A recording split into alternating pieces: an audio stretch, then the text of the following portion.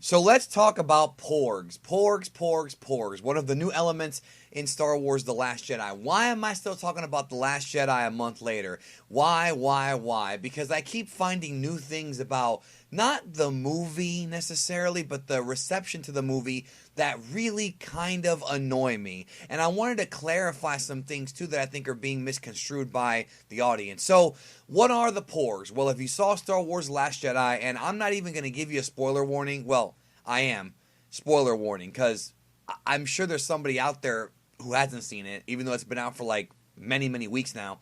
But just to be safe, spoiler warning, the Porgs are those little birds. And if you haven't seen the movie, I mean, you probably went to Target and Walmart and saw the toys for these things. Those little birds that are on the planet of Ahch-To, where Luke Skywalker is at. And the reason why the Porgs were even put into this movie, well, there are two reasons. But I think people are only gravitating towards one of the two reasons. And I wanted to discuss these two reasons and why what's really been pissing me off, and I'm not even going to sugarcoat this video, I'm going to go straight balls to the wall here and be very blunt, is the hypocrisy and, in my opinion, stupidity of certain people's thoughts and opinions on the Porgs. I'm going to get to that in a minute, but let's talk about the Porgs and what they are. So, when they shot Force Awakens and Last Jedi on Skellig Michael Island, there are birds that are native to those islands called the puffins. They're puffin birds. So, when they were shooting these scenes, you're going to see birds everywhere. So what they decided to do is, why not incorporate our own version of those birds into the Star Wars universe, and that became the Porgs. And that's one reason why they did it, to kind of have it match the aesthetic. Because if they shoot the movie with these birds everywhere, they would have to digitally CGI them out of every shot, and that would be just ridiculous. So instead, what they decided to do was just make them part of the movie, which I think is a good idea. But the other thing, which is the real kind of secret going on here, which some people are magnetizing, but there is truth to it, is that the Porgs are pretty much pure marketing nonsense fluff. The Porgs in this movie do nothing. There were rumors before the movie came out that the Porgs had some kind of psychic force power and that they were gatekeepers of the Force. And that was actually not entirely wrong, because the nuns that were on the island, the big, lizard humanoids, they are the ones that are kind of the Force gatekeepers. More on that in deleted scenes. But the Porgs are just these birds that are meant to look cute, and proof of them being a marketing ploy is that when they left the island, the Millennium Falcon, the Porgs went with them, and they had that whole joke where the Porgs were in the cockpit and all that. If the Porgs were really just there to be background stuff, they wouldn't have gone with the crew of the Falcon later on. That scene where the Porgs like screaming and Chewbacca knocks it off for comedy. They're meant to be these little cute creatures that you go out and buy. Now, what is kind of irritating me is and to put it bluntly, stupid statement where people are saying that they love the Porgs, they're so cute, I love the Porgs, but these same people will shit on Return of the Jedi because of the Ewoks, or as they say, the teddy bears. If you are one of those people who loves Porgs but thinks that Ewoks are dumb, you're an idiot. You're stupid, and you shouldn't even be talking about movies, especially Star Wars. So, let's break this down. Was Return of the Jedi commercialized? Yes. Return of the Jedi, and some people point to that movie as being the first true commercialism of Star Wars, even though the Kenner toys came out during Empire, which I still felt was commercialism, and hell, you had toys even before that.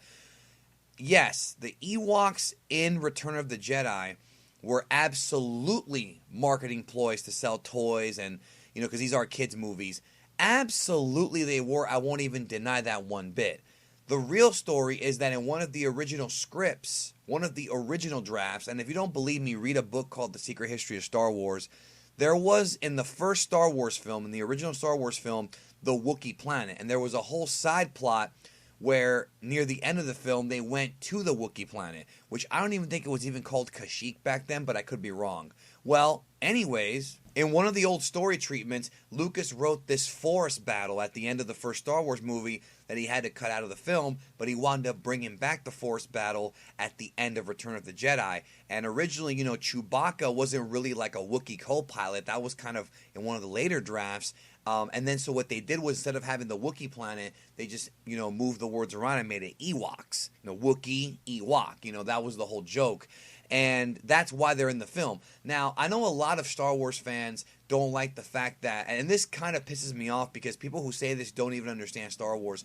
They say that I don't understand why a bunch of teddy bears were able to take down the Empire. How does it make sense that teddy bears could take down the Empire? Well, first of all, it was their planet, and they outnumbered the Empire tremendously. That's number one. Number two, if you paid attention to Return of the Jedi and actually focused on Star Wars instead of your disdain for teddy bears, and I'm not defending the Ewoks, I'm making a point here. Just stick with me for a minute. If you actually paid attention, you would know that the Force wills everything, and it doesn't matter if that planet had Wookiees, Ewoks, giant inflatable ants. It doesn't matter. The Empire was going to lose that day because the Force had shifted. Luke was powerful, the Emperor was losing power, and Vader was shifting back to the light. No matter what happened on that day, teddy bears, Ewoks, or freaking invisible men, the Empire was going to lose because the Force wills everything. If you paid attention to Star Wars, you'd figure that one out. And the movie Return of the Jedi gives you several clues to this.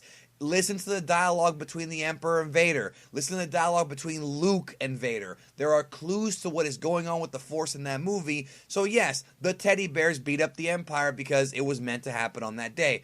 So I don't understand how these same Star Wars fans that rag on Ewoks for being teddy bears that beat the Empire and being marketing ploys. See, that's the thing. The teddy bears gimmick, fine. You don't understand Jedi, whatever. Not everybody can get it.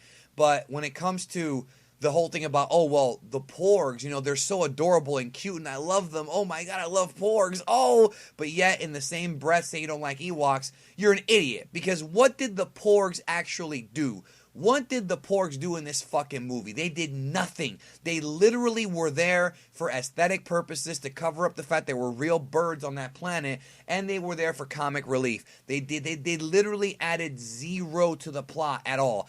If they had done a subplot where, like, the Porgs had broken the Millennium Falcon's hyperdrive or something, maybe something was damaged where it couldn't take off from Mach 2, if that was incorporated into the storyline, then it's like, okay, there's a purpose for them being there. No, this was freaking Disney schlock to get more merchandise sold because they put a whole bunch of Porg toys out, and I know, because I've been to Target, I've been to Kmart, I've been to Walmart, I've seen the motherfuckers there, right? I know what they're doing, and they had to put them in the movie because Porgs are cute, and they are, little birds, and everybody wants one. They're so adorable, but they added nothing to the story except for a freaking marketing ploy. You could have put any kind of, anything. You could have put anything in there, and it would have been the same thing. It would have been the same result. And I want to clarify, I am not a Porg hater.